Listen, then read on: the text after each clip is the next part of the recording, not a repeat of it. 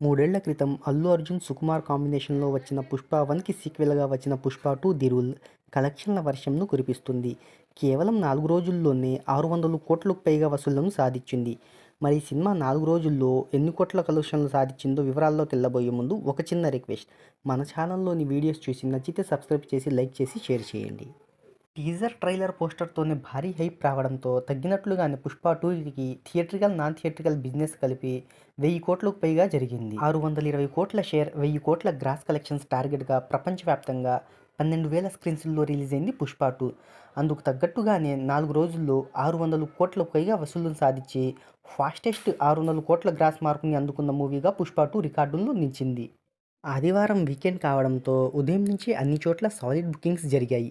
తెలుగు రాష్ట్రాల్లో 46 కోట్లు, హిందీలో 90 కోట్లు, కర్ణాటకలో 8 కోట్లు, తమిళనాడులో 6 కోట్లు, కేరళ ప్లస్ రెస్ట్ ఆఫ్ ఇండియాలో 8 కోట్లు, ఓవర్సీస్లో 20 కోట్ల చొప్పున మొత్తంగా 4వ రోజు వరల్డ్ వైడ్గా 170 కోట్లకు పైగా కలెక్షన్స్ను రాబట్టాడు అల్లు అర్జున్.